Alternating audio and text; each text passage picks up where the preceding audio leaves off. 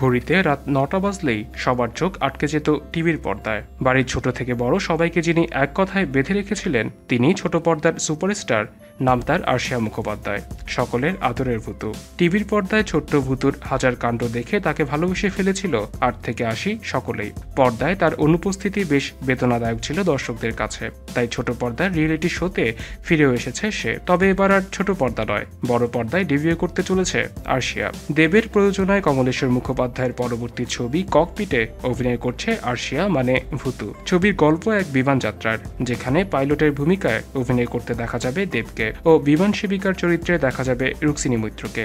এছাড়াও ওই ছবিতে রয়েছেন কোয়েল মল্লিক, কিন্তু ওই বিমানে তাদের সঙ্গে থাকবে আরশিয়া। বাবা ও মায়ের মধ্যে বিবাহ বিচ্ছেদ হয়ে যাওয়ায় কেউ একে অপরের মুখ দেখতে চান না, তাই বাবার কাছে পাঠানোর জন্য মেয়েকে একাই বিমানে তুলে দেন মা। সেই বিমান যাত্রায় কি ঘটে তা নিয়ে ছবির চিত্রনাট্য। সত্য ঘটনা অবলম্বনে তৈরি হচ্ছে এই ছবি।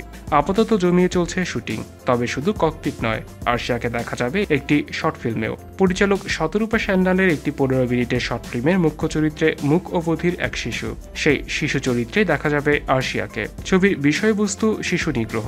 ছবির গল্প লিখেছেন রাতাভরি চক্রবর্তী। ছবিতে তাকেও দেখা যাবে একটি বিশেষ চরিত্রে। ছোট পর্দায় ভুতুর ম্যাজিক মন্ত্রমুগ্ধ করেছে দর্শকদের, এখন বড় পর্দায় তার ম্যাজিকের অপেক্ষায় ফ্যানেরা। এলটিভির সাথে থাকার জন্য সবাইকে ধন্যবাদ। বিনোদন জগতের সর্বশেষ সব খবরের আপডেট পেতে আমাদের সাবস্ক্রাইব করতে ভুলবেন না।